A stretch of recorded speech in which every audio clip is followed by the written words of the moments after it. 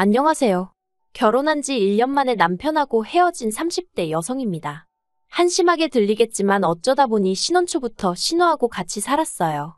그렇지만 남편과 헤어지게 된 건 전적으로 신우 탓만은 아니에요. 사실 저를 제일 미치게 했던 건 매사 어정쩡하고 확실한 입장을 취하지 않는 남편이었지요. 그게 저를 위해서가 아니라 시댁 식구들을 위한 건 너무나 당연한 사실이었고요. 막말로 결혼한 지 1년, 서로 눈만 마주쳐도 불꽃이 피어야 되는 시기 아닌가요? 그런데 남편의 뜨뜻미지근한 태도를 보고 있으니 타오르던 불꽃도 순식간에 사그라들었습니다. 그리고 초장부터 이런 결혼 생활을 앞으로 좋게 3, 40년은 이어가야 한다 생각하니 너무 까마득했어요.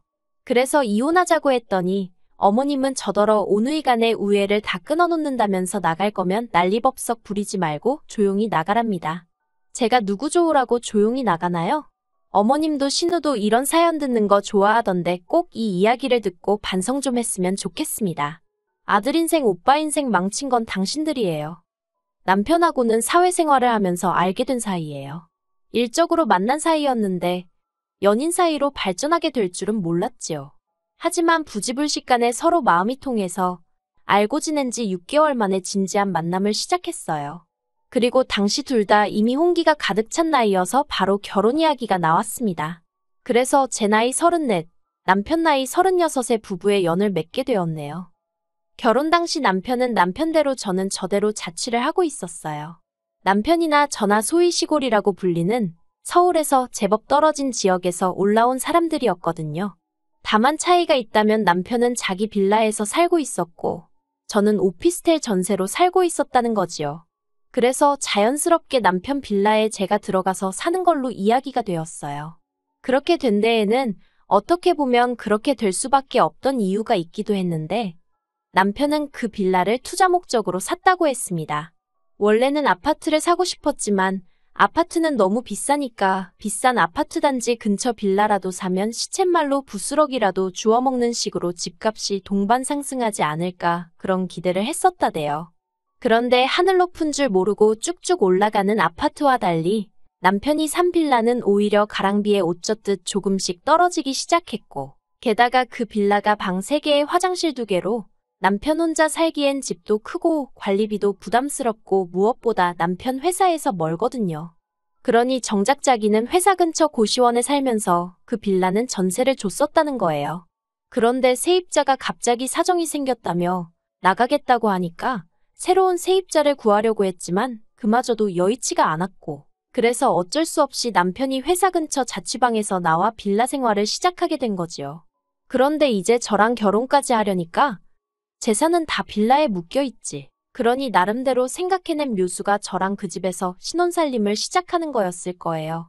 빌라 값이 단 1,000만 원이라도 올랐으면 팔아버릴까 생각도 했는데 그것도 오히려 2천만 원가량 떨어져서 남편 입장에선 지금 팔면 손에다 씹기도 했을 거고 그렇다고 결혼을 미루기도 뭐했을 테니까요. 그런데 저도 바보같이 그때는 그래도 집이 있는 남편이 대단하다고 생각했어요. 속빈강정인 것도 모르고 말이에요. 남편이 아주 입만 살아가지고 똑같은 상황도 자기한테 유리한 쪽으로만 저에게 포장을 해서 얘기를 했던 탓이었지요. 그래도 어쨌든 남편 집에 들어가 살기로 하면서 저도 아예 손해만 본 건 아니었습니다. 어떻게 표현해야 할까 싶은데 집이라는 게 인테리어랄 것도 없었고 그래서 처음엔 남편하고 리모델링이라도 할까 했거든요. 그런데 대대적으로 다 때려부시고 새로 하려면 못해도 3, 4주는 있어야 한다는 거예요. 그런데 저나 남편이나 서울에 따로 연고가 있던 것도 아니라 3, 4주씩 살던 집을 비우고 어디 가 있기가 마땅치가 않았어요. 제 오피스텔 계약 기간도 애매하게 끝나가고 있었고 한 달씩 연장은 안 되는 상황이었지요. 그리고 무엇보다도 리모델링 비용이 부담스러웠던 것도 사실이에요. 아무래도 남편 집으로 제가 혼수를 해서 들어가긴 했어도 집 자체가 솔직히 제 마음에 쏙 드는 것도 아니었는데 4천만 원씩이나 드리기는 아깝더라고요. 계산적이라고 뭐라고 하는 사람도 있겠지만 저한테는 4천만 원은 거금이었기 때문에 결혼이고 사랑이고를 떠나서 계산을 아예 안 할 수는 없었습니다.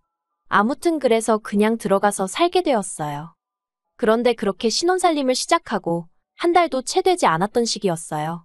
하루는 어머님 아버님이 연락도 없이 저희 집에 오시더니 할 이야기가 있다고 하시더라고요. 그건 바로 신우에 관한 이야기였습니다. 신우에게 남자친구가 있다는 사실은 알고 있었어요. 정식으로 소개를 받은 적은 없었지만 저희 결혼식에 남자친구를 데리고 와서 친인척분들께 인사를 하고 다니는 모습을 보고는 저 혼자 속으로 짐작은 하고 있었지요. 그런데 알고 보니 결혼을 생각하고 있을 정도로 진지한 사이였던 모양이에요. 남자는 서울에서 나고 자란 사람으로 직장도 서울이었던지라 그쪽 집안에선 식도 신혼집도 서울에서 하길 바란다는 이야기를 전하시며 그래서 말인데 저희더러 신우가 시집갈 때까지만 데리고 있으라시대요. 신우가 결혼 준비부터 시작해서 이것저것 챙길 게 많은데 매번 기차를 타고 다니게 할 수는 없는 노릇이지 않냐시면서요. 솔직히 당황스럽고 내키지 않았던 게 사실이에요. 이제 신혼의 단꿈이 막 시작되었는데 남편은 어떻게 생각했는지 몰랐어도 제 입장에선 신우가 불청객처럼 느껴졌거든요. 하지만 제가 목소리를 내기에는 굉장히 애매한 상황이었습니다. 어머님 아버님이 대놓고 말씀은 안 하셨지만 어쨌든 집을 당신들 아들인 남편이 전적으로 해왔으니 남편의 여동생이 좀 와 있는 게 무슨 문제겠냐고 당연히 와 있을 수 있다고 생각하시는 눈치였거든요. 그리고 하다못해 남편이라도 나서서 그건 그거고 이건 이거다라고 딱 정리를 해주면 좋겠는데 그런 액션도 딱히 취하질 않았고요. 그래서 이래저래 약간은 울며 겨자 먹기로 알겠다 했습니다. 그리고 그렇게 신우가 저희 집에 들어오게 되었는데 초반에는 결혼 준비에 필요한 상담도 받으러 간다 어쩐다 신이 나서 돌아다니더니 언젠가부터 그런 얘기가 전혀 들려오질 않대요. 다만 퉁퉁 부은 눈을 보고는 어느 정도 이유가 짐작이 가긴 했지요. 하지만 굳이 따로 묻진 않았어요. 시부모님도 가타부타 뭐 말씀도 없으셨고 파토 났던 거예요. 그런데 진짜 문제는 결혼이 무산되었음에도 불구하고 신우는 도통 내려갈 생각이 없는 눈치였습니다. 그래서 제가 어머님 아버님께 조심스레 앞으로 신우의 계획이 어떻게 되는지 혹시 들은 바나 아시는 바가 있으신지 여쭈어 보았지요. 그랬더니 어머님이 속상해 죽겠다면서 구체적이진 않지만 선보고 결혼해서 빨리 나갈 거라고 조금만 참고 기다리라 하시더군요. 그런데 신우 나이가 33으로 솔직히 어린 것도 아니었어요. 그렇다고 능력이 특출났던 것도 아니고 피아노 과외를 하고 있었는데 그걸로 자기 먹고 쓸 돈이나 충당하는 수준으로 버는 눈치였지. 저희 생활비에 보태라고 단돈 10만 원도 내놓은 적이 없네요. 어머님 아버님이나 남편은 한가족끼리 무슨 돈을 받냐는 시기였지만 솔직히 저는 아무리 그래도 성인 여성이 남의 집에서 얹혀 사는 상황이면 어느 정도의 성의는 보여야 한다고 생각했거든요. 그런데 오히려 그렇게 생각하는 저를 야박하고 쫌스럽단 식으로 몰아가길래 더 말도 안 하고 못했습니다. 그러다 한 번은 남편이 뼈있는 농담처럼 집주인이 괜찮다는데 뭘 그러냐며 저에게 웃었는데 제 귀에는 네가 이 집에 해온 게 뭐가 있냐고 꼽을 주는 것 같기도 했고 자격지심이었는지도 모르겠네요. 아무튼 당시에는 나서지 말란 소리로밖에 안 들리더라고요. 그러다 일이 생긴 건 올해 초였습니다. 신우는 친구들이랑 여행을 간다고 했고 친정부모님은 친정부모님대로 서울에 병원 검진도 있고 해서 올라오셔야 하는 상황이었어요. 친정어머니 생신도 마침 주말이었고요. 그래서 제가 친정부모님께 그러면 병원도 다녀오시고 저희 집에서 제가 생일상을 차려드릴 테니 그것도 드시고 이틀 정도 계시다 가시라 했지요. 제가 직장 문제도 있고 해서 고향집에 자주 내려가 보질 못하는 상황이었으니까요. 참고로 집에는 비어있는 방이 하나 있었고 가끔 시부모님이 오시면 주무시고 가시기도 하셨습니다. 그런데 저희 친정부모님이 올라오기로 되어 있는 날 신우가 왜인지 아침부터 입술을 대빨 내밀고선 집안을 들쑤시고 다니더라고요. 그리고는 기어이 11시쯤 나간다더니 안 나가고 있는 게 아니겠어요. 친정부모님 오실 시간은 다 되어 가는데 안 되겠다 싶어서 아가씨 안 나가냐고 물었습니다. 그러자 신우가 같이 여행 가기로 한 친구들과 싸웠다면서 기분 더러워서 안 갈 거랍니다. 그러더니 지방으로 쏙 들어가서는 방문을 걸어 잠그더라고요. 생각지도 못한 불편한 상황에 제가 이를 어쩌나 싶어 발을 동동 구르던 찰나 친정부모님이 오셨습니다. 어쨌든 친정부모님을 그냥 돌려보낼 순 없었으니 집 안으로 모셨어요. 그리고는 준비한 음식을 꺼내 점심 식사를 차리고 남편과 저 그리고 친정부모님까지 모여 앉았지요. 방에 신우가 있는 걸 뻔히 알면서 저희 넷이서만 식사를 할 수는 없었으니 신우더러 아가씨도 나와서 같이 먹자고 방문을 놓고 했고요. 그런데 신우가 대뜸 짜증나게 말 시키지 말라면서 음식 냄새나는 거 비위상하니까 빨리 먹고 치워요 그러는 겁니다. 순간 황당하기도 하고 민망하기도 하고 화가 솟구치대요. 100번 양보해서 저한테 말본새가 그 모양인 건 참는다 쳐도 저희 친정부모님이 오신 걸 뻔히 알면서 나와서 인사 안 한 거 그래 사돈지간이니까 윗사람 아랫사람이 어딨냐고 왜 내가 먼저 인사해야 되냐고 따진다면 그것도 100번 양보한다 쳐요. 하지만 아무리 그래도 저희 부모님이 어른이고 손님인데 지 기분 나쁘다고 방문에다 대고 새언니인 저한테 악을 써대는 게 정상인가요? 그러자 저희 친정어머니가 괜히 당신들이 와서는 사돈처녀가 편하게 쉬지도 못하게 되었는가 보다며 어찌나 민망해하시던지 너무 속이 상하는 거예요. 게다가 남편도 자기가 사위면 저희 부모님께 그런 게 아니다 라던가 하다못해지 여동생한테 말이라도 말 그따위로 하지 말라고 한마디는 해줘야 하잖아요. 그런데 어휴 날짜를 잘못 잡으셨어요. 저희 친정부모님께 날짜를 잘못 잡았답니다. 저희 친정어머니 생신인 걸 몰랐어도 문제고 아는데 그런 소리를 했다면 그것도 문제인 거지요. 아무튼 여러 가지로 기분 잡쳤고 친정부모님은 그냥 병원에 갔다가 고향집으로 내려가시겠다면서 일찍 자리를 뜨셨어요. 그렇게 친정부모님이 가시고 너무 속이 상해서 저도 모르게 눈물이 나오더군요. 그런데 그때 신우가 방에서 기어나오더니 갔어요? 그럽니다. 그리고는 나와서 냉장고를 열더니 저희 친정어머니가 제가 좋아하는 반찬 몇 가지를 해다 주셨거든요. 그걸 보고는 아, 같이 쓰는 냉장고에 냄새나게 이게 뭐냐며 갖다 버려요 그러대요. 정말 짜증이 나서 같이 쓰는 게 아니라 아가씨가 얹혀 쓰는 거니까 조용히 해요 하고 저도 한마디 쏘아붙였습니다. 그러자 신우가 언니 지금 뭐라고 했냐면서 오빠 가만히 있을 거야? 한마디 해야 될 거 아냐? 그리고는 갑자기 울더라니까요. 그리고 그걸로도 부족해 신우가 시부모님께 연락을 드려서는 앞뒤 얘기는 다 잘라먹고 제가 자기더러 얹혀 사는 주제에 조용히 쥐 죽은 듯 살라고 했다 뭐 말을 그렇게 전했더군요. 시부모님이 저더러 그게 사실이냐며 당연히 사실이 아니라고 말씀드렸지만 애시당초 들으실 생각이 없으시대요. 아무튼 아무리 그래도 그렇지 어떻게 그런 소리를 하냐면서 저에게 섭섭하다 서운하다. 그리고는 이내 하시는 말씀이 나는 너 빈몸으로 시집왔어도 별말 안 했다. 한 식구다 생각했으니까 흠이 좀 있으면 어떤가 그렇게 생각했답니다.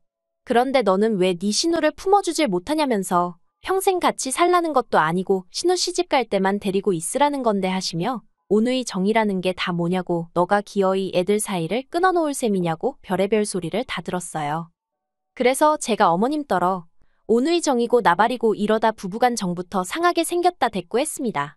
솔직히 신우랑 같이 살고 나니까 부부관계도 하기가 꺼려지고 원래는 저희 신혼 짧게 즐기고 바로 애 가지려고 했거든요. 둘 다 나이도 있었으니까요. 그런데 어머님은 옛날에는 3대가 모여 살아도 애들 5, 6씩 낳고 잘만 살았다면서 저더러 유난 떨지 말고 집안 시끄럽지 않게 조용히 좀 하라며 제 입장을 이해해 주실 생각은 전혀 없으셨고 무조건 제가 신우에게 사과라도 하길 바라시는 말투였어요. 남편도 별반 다르게 없었습니다. 기껏 한다는 말이 저 하나만 조금 참아주면 좋게 지나갈 시간이라나요. 그래서 결국 남편에게 유치한 질문이었지만 나랑 신우 중에 한 사람만 골라서 같이 살라 했습니다. 그런데 남편이 대답은 안 하고 저더러 너 이렇게 수준이 낮은 애언냐 어쩌냐 개소리나 해대더라고요. 신우가 헛소리를 할 때도 어머님이 말 같지 않은 소리를 할 때도 솔직히 웃기지도 않네 그러고 넘길 수 있었어요. 그런데 남편의 개소리만큼은 참아줄 수가 없어서 그래 수준도 안 맞는 사람들끼리 어떻게 사냐 헤어지자 했습니다.